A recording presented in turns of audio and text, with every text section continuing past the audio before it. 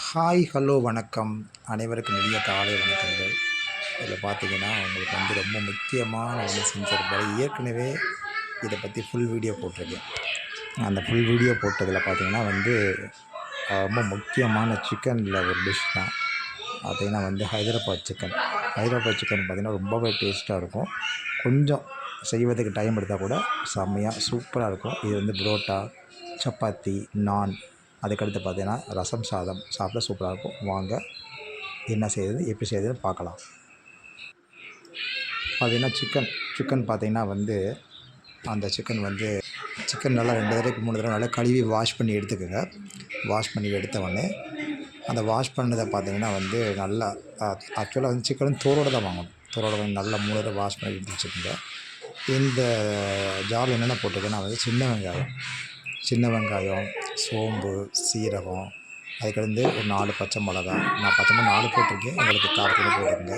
கொத்தமல்லி நிறையா போடுங்க. கொத்தமல்லி போட்டு நல்லா இதை வந்து பேஸ்ட் அரைக்கணும். கொத்தமல்லி, சீரகம், சோம்பு, அதுக்கடுத்து சின்ன வெங்காயம், தயிர் போட்டு நல்லா வந்து மைய அரைச்சிட்டு அந்த பேஸ்ட்டை வந்து பார்த்திங்கன்னா வந்து மைய அரைச்ச பிறகு அந்த பேஸ்ட்டை பார்த்திங்கன்னா சிக்கனில் கொட்டிடுங்க. ஸோ சிக்கனில் நல்லா மிக்ஸ் பண்ணிடுங்க.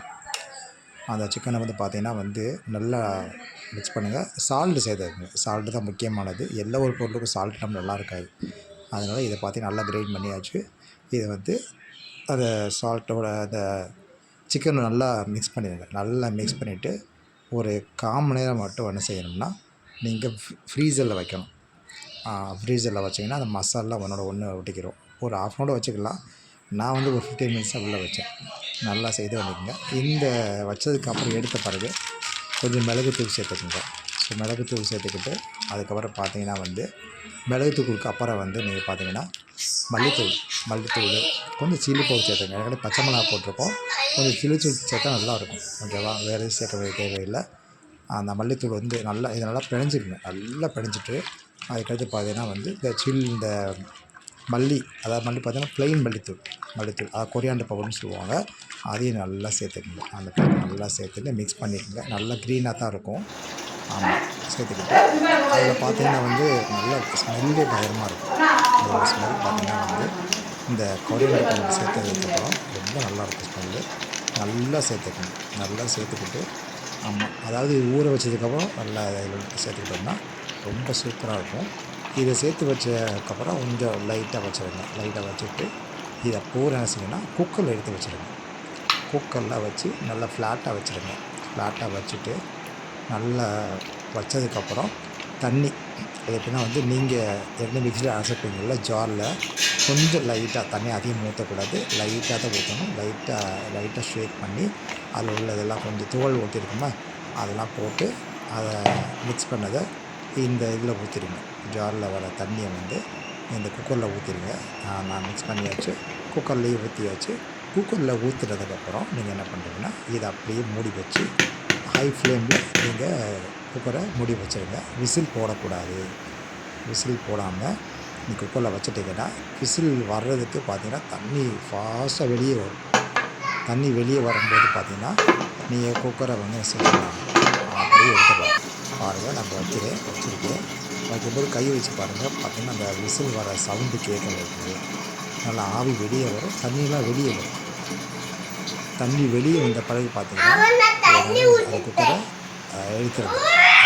அதாவது வந்து கேஸ்லேருந்து எடுத்த பிறகும் அதை என்ன செய்யணும்னா அதை வந்து இது விசில்லாம் போடக்கூடாது. அதை வந்து வேக வைக்கவும் கூடாது. லைட்டாக ப்ரீ ஹீட் மாதிரி பண்ணிவிட்டு எடுத்துருங்க. அப்படியே எடுத்து அது மூடியை கலட்டினோம்னா கொஞ்சம் வெந்த மாதிரி தெரியும். அந்த மூடியை கழட்டி பார்க்கும்போது நல்லா வெந்த மாதிரி தெரியும். அது பார்த்திங்கன்னா ஒரு ஹாஃப் பாயில் ஆன மாதிரி தெரியும். ஹாஃப் குக் ஆன மாதிரி நல்லா தெரியும். பார்த்தாலே நல்லா வாடகை சூப்பராக இருக்கும். ஆமாம், சூப்பராக இருக்கும். சட்டியை காய வச்சுருங்க. எண்ணெயை ஊற்றிட்டு நல்லா எண்ணெய் நல்லா காயணும். எண்ணெய் காஞ்சதுக்கு முன்னாடி போடக்கூடாது. நல்லா எண்ணெய் காயணும். எண்ணெய் ப்ரீ ஹீட் பண்ணிவிட்டு அதுக்கப்புறம் இந்த குக்கரை ஓப்பன் பண்ணி நெக்ஸ்ட்டு பார்த்திங்கன்னா இதில் உள்ளதை வந்து தண்ணியெல்லாம் கீழே இருக்கும். தண்ணி இல்லாமல் மேலே உள்ள பீஸை இடுக்கியால் எடுங்க. அல்லது ஏதாவது ஸ்பூனாக எடுத்து ஒவ்வொரு பீஸாக நீங்கள் என்ன செய்யணும்னா அந்த கொதிக்கிற எண்ணெயில் போட்டு போட்டு எடுக்கணும். ஒரு 5 பீஸாக போட்டு எடுக்கலாம். அல்லது எண்ணெய் நிறைய ஊற்றினா நீங்கள் வந்து எவ்வளோக்கு எவ்வளோ போட்டு நல்லா பாயில் பண்ண முடியுமோ அந்தளவுக்கு வந்து பாயில் பண்ணிடலாம். ஆயில் ஊற்றி ஆயில் நல்லா ஹீட் ஆனதுக்கப்புறம் ஒன்று ஒன்றா நான் எடுத்து வைக்கிறேன் பாருங்கள். இதே மாதிரி நீங்கள் எடுத்து வைக்கணும். எடுத்து வச்சு நல்லா ஹீட் பண்ணிவிட்டு இது வந்து 2 பக்கம் திருப்பிடணும். ஒரு 10 மினிட்ஸ் பார்த்திங்கன்னா ஒரு பக்கம் நல்லா செவந்திருக்கும். செவந்ததுக்கப்புறம் இதை வந்து 2 பக்கம் போட்டு திருப்பி எடுத்து நல்லா இதுலேயே பாதி குக் ஆகிடும். இதை பாதி குக் ஆனது பார்த்திங்கன்னா பாருங்கள் எத்தனை பீஸ் எடுத்து வைக்கிறேன்னு பாருங்கள். ஒவ்வொரு பீஸாக எடுத்து வைக்கிறேன். ஒரு பீஸ் எடுத்து வச்சுட்டு அதை அப்படியே எடுத்துங்க. அதை பாருங்கள் நல்லா வெந்துடும். ஸோ வெந்ததுக்கப்புறம் பார்த்திங்கன்னா ஒரு ஸ்டிக்கை வச்சோ அல்லது வந்து கத்தி ஏதாவது கை இருந்துச்சுன்னா ஒரு கரண்டியோட மோனையை வச்சு என்ன செய்யணும், நீங்கள் திருப்பி விட்டுக்கலாம். திருப்பி விட்டு எல்லாம் திருப்பி விட்டிங்கன்னா வந்து அது நல்ல செப்ப செய்யன்னு வந்துருக்கும். பாதி நல்லா குக்காக இருக்கும், பாதி குக் ஆகாமல் தெரியும். ஆனாலும் நல்லாவே வெந்திருக்கும். சாப்பிடும்போது ரொம்ப சுவையாக இருக்கும். இது கொஞ்சம் ரிஸ்க் தான் நல்லாயிருக்கும். ஆனால் டேஸ்ட்டு வந்து சுவையாக இருக்கும். நீங்கள் ஒன்ஸ் பண்ணிட்டீங்கன்னா ஈஸியாக பண்ணிடலாம். அது பாருங்கள் திருப்பி வர திருப்பி எல்லாமே செவந்திருக்கும். செவந்திருக்கும். அது பார்த்தாலே ஒரு வித்தியாசம் தெரியும். இது நல்லா செவந்த பிறகு 2 பக்கம் திருப்பி செவந்ததுக்கப்புறம் உங்களுக்கு தேவை என்றால் நீங்கள் வந்து சின்ன ஒரு மூடியில் நீங்கள் வந்து பார்த்தீங்கன்னா சோயா சாஸ் ஊற்றலாம். இல்லை வேணாம் உங்களுக்கு ரொம்ப பிளாக்காக தெரியும், நீங்கள் ப்ரௌன் தான் நீ வந்து வேண்டாம், அந்த எனக்கு பச்சை கலர் தான் வேணும் அப்படின்னு சொன்னீங்கன்னா நீங்கள் வந்து க்ரீன் கலர் வச்சுக்கலாம். இல்லை வேணாம் அப்படின்னு டேஸ்ட் வேணும்னா லைட்டாக ரொம்ப ஊற்றிடக்கூடாது, பிளாக் ஆகிடும். அங்கே பார்த்தீங்கன்னா செவந்திருக்கா, அதனால் கொஞ்சம் ஒரு ½ மூடி வந்து அந்த சோயா சாஸ் ஊற்றிக்கணும்னா நல்லாயிருக்கும். நல்லா ஊற்றணும். சோயா சாஸை ஊற்றிக்கணும்னு வச்சுன்னா அவ்வளோதான். இது வெந்துருச்சு பாருங்கள். இது வெந்த பிறகு நல்லா வெந்துருச்சு. இதே மாதிரி அங்கே எல்லா சிக்கனையும் போட்டு எடுத்துடணும். பாருங்கள், நல்லா பாருங்கள். நல்லா ப்ரௌனிஷாக தெரியுதா? ப்ரௌனிஷ் அண்டு க்ரீன் ரெண்டுமே கலர் வந்து அமேசிங்காக இருக்கும். சாப்பிட்றதுக்கு சும்மா தூக்கலாக இருக்காது, அடிப்பொலியாக இருக்கும். நீங்கள் செஞ்சீங்கன்னா இது செஞ்சதுக்கப்புறம் மீதமுள்ள சிக்கனையும் நல்லா பொரிச்சு எடுத்து தட்டில் வச்சுக்கோங்க. வச்சதுக்கப்புறம் நீங்கள் தட்டில் பார்த்தீங்கன்னா அந்த மீதம் ஆயில் இருக்கும். அந்த ஆயிலில் கொஞ்சம் சோம்பு போட்டுக்கோங்க, கொஞ்சம் கரம் மசாலா தூள் போட்டுக்கோங்க. அவ்வளோதான். கரம் மசாலா தூள் போட்டு அதை வந்து நல்லா லைட்டாக ஸ்டார்ட் பண்ணிவிட்டு வேறு எந்தாலும் தேவையில்லை. நீங்கள் வறுத்து வச்ச இதை வந்து என்ன செய்யணும், அந்த மீதமுள்ள எண்ணெயில் போடணும். வறுத்து வச்ச எல்லா பீஸையும் வந்து மீதமுள்ள ஆயிலில் போட்டுட்டு ஸோ அதுக்கப்புறம் பார்த்தீங்கன்னா நல்லா கிண்டி விடணும். நல்லா கிண்டி விடுங்க. கிண்டி விட்டுட்டு ஆமாம் கிண்டும்போது நல்லா சுவை வரும். மீதமுள்ள தண்ணி இருக்கும், அது பார்த்தீங்கன்னா குக்கரில் தண்ணி மீதம் நிறைய இருக்கும். அந்த தண்ணியை அதில் ஊற்றிடுங்க. பாருங்கள் நல்லா இருக்குது. சோயா சாஸ் ஊற்றுவேன் பாருங்கள். சோயா சாஸ் வந்து ஒரு ஆப்ஷன் தான். இது வேணா ஊற்றிக்கிடலாம், இல்லைன்னா தேவையில்லை. லைட்டாக ஊற்றிட்டு அதை வந்து பார்த்தீங்கன்னா நல்லா கிண்டி விட்டுருங்க. கிண்டி நல்லா ஸ்மாஷ் பண்ணி விட்டுருங்க. நல்லா பண்ணிவிட்டால் நல்லா ஒன்று சேர்ந்துடும். மீதமுள்ள தண்ணியும் அதில் ஊற்றிடுங்க. அவ்வளோதான், வேலை முடிஞ்சு. இன்னும் ஒரே ஒரு வேலை மட்டும் தான் பாக்கி.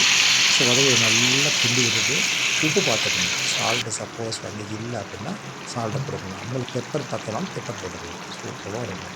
இது எல்லாமே க்ரீனிஷாக தெரியும், நல்லா டேஸ்டியாக இருக்கும். இதில் பார்க்கும்போது சால்ட்டும் பத்தலாம், சால்ட்டு போட்டுக்கோங்க. இல்லை பெப்பர் பார்த்தோன்னா பெப்பர் போட்டுக்கோங்க. இல்லை சில்லி பவுடரும் சில்லி போட்டுங்க. பாருங்கள் எவ்வளோ தூக்கலாக இருப்பாங்க. பார்க்கவே அமேசிங்காக இருக்கா, எச்சி ஊறுது. சூப்பராக இருந்துச்சு, சாப்பிட்றதுக்கு நல்லா இருந்துச்சு. இதில் பார்த்தா ஏற்கனவே வீடியோ எடுத்துகிட்டேன், பின்னாடி தான் வாய்ஸ் கொடுக்குறேன். இந்த வீடியோக்கு வாய்ஸ் வந்து இப்போ தான் கொடுக்குறேன். நல்லா இருந்துச்சு. சாப்பிட வந்து அவ்வளோ சுவையாக இருந்துச்சு. மார்னிங் சாப்பிடும்போது செம்மையாக இருந்துச்சு. அதை பாருங்கள் நல்லாவே செம்மையாக இருக்குது. கிரேவியாக இருக்கும். உங்களுக்கு செமி கிரேவி வேணால் கிரேவியாக எடுங்க. நல்லா உங்களுக்கு வந்து பார்த்திங்கன்னா இல்லை ஃபுல் கிரேவியாக இருந்தாலும் கிரேவியாக எடுத்துக்கலாம். நல்லாயிருக்கும் சாப்பிட்றதுக்கு. ரொம்ப சாஃப்ட்னஸாக இருக்கும். இதுக்கு வந்து கார்னிஷ் பண்ணுறதுக்காக என்ன முந்திரி ஒரு இல்லை, அதை பாதாம் வந்து கிரேவி பண்ணி வச்சுருக்கேன். அந்த பாதாமை மேலே அப்படியே போட்டுருக்காங்க. ஒரு 5 பாதாம் நல்லா கிராஷ் பண்ணி வச்சு அந்த பாதாம் போட்டு நல்லா கிண்டி எடுத்துடுங்க. ஸோ கிண்டி எடுத்திங்கன்னா அழகான ஹைதராபாத் சிக்கன் தயார். ரொம்ப சுவையாக இருக்கும். நீங்கள் ஒரு வீட்டில் ட்ரை பண்ணி மறக்காமல் குழந்தைங்க செஞ்சு கொடுங்க. ஸோ இதையே திரும்ப திரும்ப கேட்பாங்க. கொஞ்சம் செய்கிறதுக்கு டைம் இருந்தால் கூட அவ்வளோ அருமையாக இருக்கும். சிக்கனில் சாப்பிட்றதுக்கு சூப்பராக இருக்கும். மீண்டும் அடுத்த வீடியோ சந்திப்போம். பாய் பாய், see you.